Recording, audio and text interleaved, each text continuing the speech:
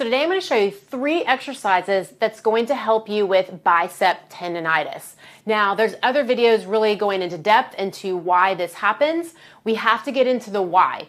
A lot of people will just give you exercises for the biceps, stretches for the bicep, but we have to get into why is the bicep irritated to begin with. A lot of it is from that shoulder being rotated forward, and every time we're using it with any kind of weight, it's rubbing up against areas and creating tension in that area, creating that bicep tendonitis. The 2 most common areas that makes that shoulder round, one is the ribs, and the ribs will like kind of get stuck out. So if they get stuck out in this direction, that shoulder blade wants to come out and round out in this direction, which is going to make that shoulder, I'm exaggerating it, come forward.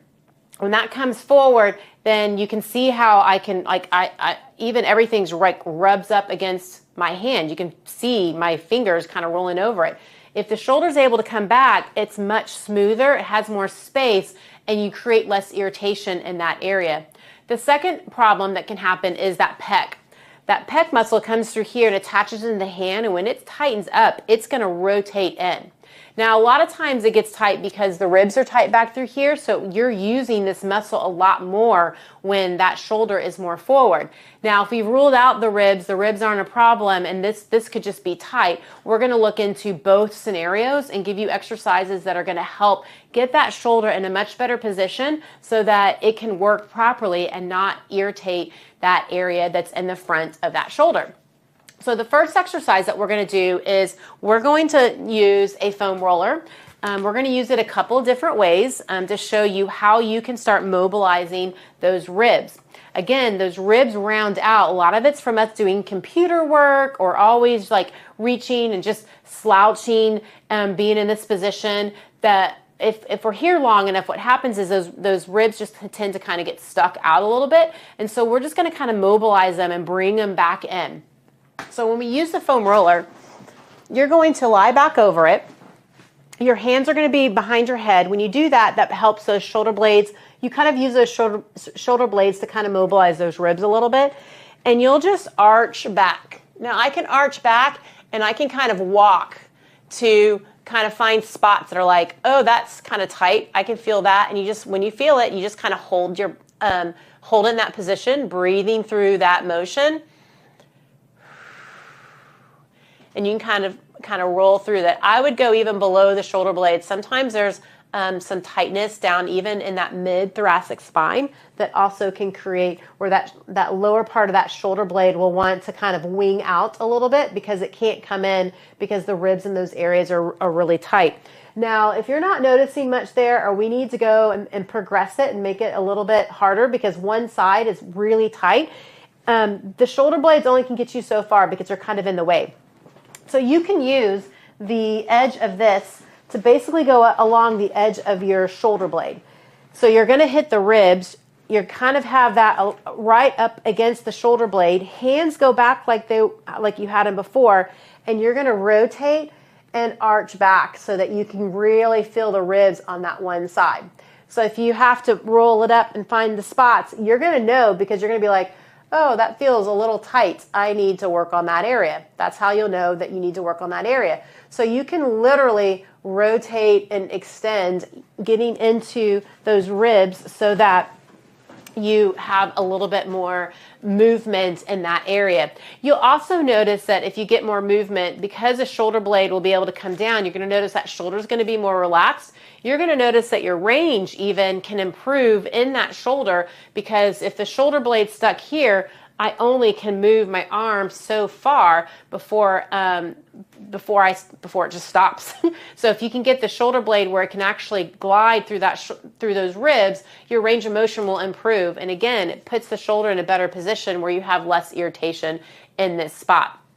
So that's the first exercise that you can do. Now, a lot of times you can also have first rib issues, and that first rib will pop up like this. It doesn't move out like the other ribs, it moves up. So if it's popped up, then you'll tend to want to use your shoulder like this, and that can also create problems in the front part of that shoulder where that bicep tendon is located. So how you can mobilize this is we can take a thing called a theracane. you're going to put this on the meaty part of the shoulder. So if you go to the top part of the shoulder right here, you're going to push down. So if I go in, I'm going to push down towards the floor to kind of mobilize it. You can take it along different parts too on kind of hitting that rib, and you just push down. You'll know that you'll hit it because it won't feel very comfortable. Now you'll have a lot of tightness up top here, but the tightness a lot of times, just getting a massage from that, it doesn't always work because the rib is the reason why everything's tightening around it. So once you get the rib to kind of start mobilizing, you'll start noticing the tightness that you feel through there actually starts feeling a lot better. And you'll also be going through some of that tightness as you're mobilizing that rib. This, again, will help keep that shoulder down. The arm's going to feel so much more relaxed. You're going to be able to use the shoulder the way you're supposed to be using it so that you don't irritate the front part of that shoulder. So that's the second exercise that you can do. Now, with both of these exercises, I would say doing them, going and spending a good minute, 2 minutes on mobilizing this, a minute or 2 minutes on mobilizing with the foam roller, and doing it 2 to 3 times a day. You'll notice a significant difference pretty quickly if this is one of the issues. Now, if it's not the issue and the pec is just tight, at least you've ruled some of those pieces out, and now we can get into the reason why that pec is tight. A lot of times, again, if that shoulder's forward, you're going to be using that pec muscle so much more, which a lot of times will shorten it. And also if our arm is more forward, it's also going to keep it in that shortened position. So if it's been like that for a while, a lot of times we have issues in that pec that need to be addressed. Ever so often, everyone's ribs move really well, but they're having some issues in that pec. Maybe they fell the wrong way and it just tightened up. Or we find people that have had any kind of like shoulder dislocations. That shoulder dislocates through here, creating a lot of scarring and tightness in that pec. There are a lot of different reasons why the pec could be tight. So we need to work on stretching that out, because remember that pec wants to rotate that shoulder in, and so you're going to use a dumbbell so that it'll actually help us rotate the shoulder out. Now, if you don't have a dumbbell, just get a water bottle, fill it up about halfway, and tighten the lid on it. You're going to hold part of the water bottle as you rotate, and the water bottle is going to allow you to really rotate that shoulder.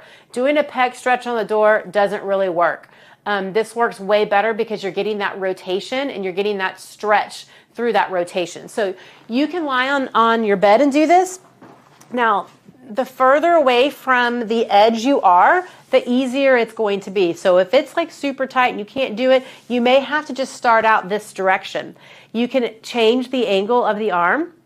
You can also, as you move closer to the edge, it's going to give you more of a stretch. So you just kind of gauge at what you can do. If you can't breathe through the exercise, it's too hard. You need to be able to breathe, relax as you stretch through here. And again, you can change the angle of this by just moving the arm. The further you get to the edge of the bed, the more of a stretch that you're going to get. And that weight, again, you want that weight to rotate us in the opposite direction. That's where you're going to get a really, really, really good pec stretch, much better than the door. If you hold the weight here, it's very different. That's going to be very similar to like a door stretch. We really want that rotation, because that rotation is what's going to really open up this part to allow everything to relax. Now, if you're still getting some irritation because it's been irritated for a while, it's kind of like if you've had a scratch on your arm and it's really irritated. Even if you take the pressure off of it, our pressure off of this area is us getting the shoulder back in a much better position, but you could have some irritation still in that area. This is when we can use shockwave and things like that to really speed up that healing. If you're not sure what shockwave is, go into the description. We have a great resource called the Regenerative Therapy free ebook that's in there, and it can talk about the different sources of shockwave, focus shockwave, radial shockwave that we have to really speed up healing on a lot of different areas so that you can feel your best. So those are the 3 exercises that you can do and really helping position that shoulder. Make sure you subscribe to our channel, like this video, share this video. We put out content all the time, really trying to help you understand the body better and get into why. why does this happen? A lot of times you'll go to different YouTube channels and they're going into exercises, but they don't get into like, well, why is this going on? And is this really the right exercise for me? We're really trying to help you, again, put those pieces of the puzzle together. So make sure, again, you subscribe, like this video, and we'll see you next time.